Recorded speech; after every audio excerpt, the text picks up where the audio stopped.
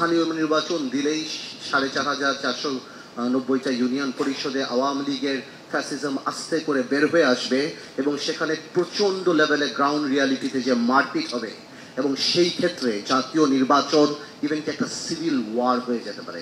Second কথা হলো, আমরা আসলে সংস্কারের এগেইনস্টে না, বাট আমরা এমন কোনো রিস্কে যেতে চাই না জাতীয় নির্বাচনটা যত বিলম্বিত হয় প্রলম্বিত হয়। আসলে আমাদের ভুলে গেলে চলবে না যে কত মানুষ আত্মত্যাগ করেছে এবং আমাদের ছোট ছোট কারণে আমরা জানি সেটাকে কোনোভাবে আন্ডারমাইন না করি। সো আমি এটাকে অনেকটা ইউনিটি হিসেবে দেখি 6 মাস পরে যে আমরা সবাই আবার বসছি এবং যে ফ্যাসিস্ট গভর্নমেন্টের যে অত্যাচার সবকিছু জানি আমাদের এটা স্মরণ থাকে যে আমাদের তর্ক হোক বিতর্ক হোক যাই হোক যে আমরা জানি কোনোভাবে ফেল না করি। ছোট্ট তিনটা পয়েন্টে বলবো। আমার ছোট ভাই নূরের কথা থেকে আমি আমার জায়গা থেকে মনে করি যে স্থানীয় নির্বাচন আপনি যেটা প্রথমেই বলেছিলেন যে বাস্তবমুখী হতে হবে। স্থানীয় নির্বাচন দিলেই ৪,৪৯০টা ইউনিয়ন পরিষদে আওয়ামী লীগের ফ্যাসিজম আস্তে করে বের হয়ে আসবে এবং সেখানে প্রচন্ড লেভেলে গ্রাউন্ড রিয়ালিটিতে যে মারপিট হবে এবং সেই ক্ষেত্রে জাতীয় নির্বাচন ইভেন কি একটা সিভিল ওয়ার হয়ে যেতে পারে। এটা আমি প্র্যাকটিক্যালি আমার জায়গা থেকে বলছি।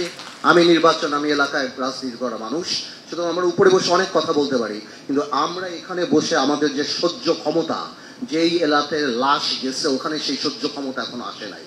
এই যে আওয়ামী লীগ হঠাৎ করে একটু বের হয়ে আসবে, ইউনিয়ন পরিষদের নির্বাচন আপনারা জানেন কত রক্তক্ষয়ী হয় এমনিতেই, সেখানে যদি আপনি দিয়ে দেন দেখুন একটা সিভিল ওয়ারের দিকে চলে যাবে। এটা কিন্তু বাস্তব কথা, একটা কথা।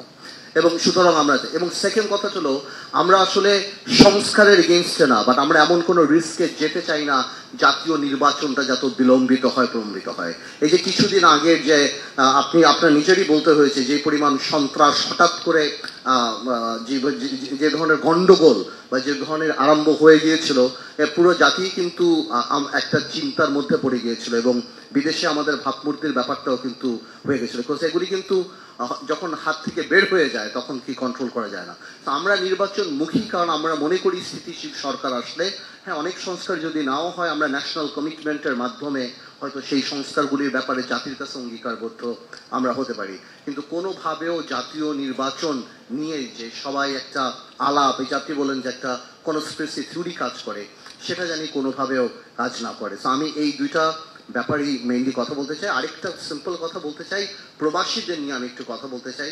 কারণ প্রবাসীদের এত রেমিটেন্স আমাদের এখানে আসে। আপনি সংবিধানে দেখবেন আর্টিকেল 66 বলা যে বিদেশি পাসপোর্ট পেলে কেউ নির্বাচন করতে পারবে না। আই ডোন্ট হ্যাভ আ বিদেশি পাসপোর্ট, আমার নেই, কিন্তু আমি বুঝি যে অনেক মানুষই রেমিটেন্স পাঠায়, তাদের নামটা মানবিক বিরোধী অপরাধের মানুষদের সাথে রাখা, নৈতিক শৃঙ্খলাজনিত অপরাধ না। পাসপোর্ট নেওয়াটা তো কোনো ক্রাইম হতে পারে না, এটা ডিবার হতে পারে না। আমার মনে হয় যে ইনক্লুসিভ হওয়া উচিত, সেখানে কোনো একটা প্রভিশন যদি আপনারা, আমি এখানে বলছি যাতে করে এটা সবাই অন্যান্য দলরাও জানতে পারে, যদি ইনক্লুসিভিটি মিনই করি আমরা, তাহলে আমি মনে করি এই জায়গাটাতে আমাদের টাচ করা উচিত।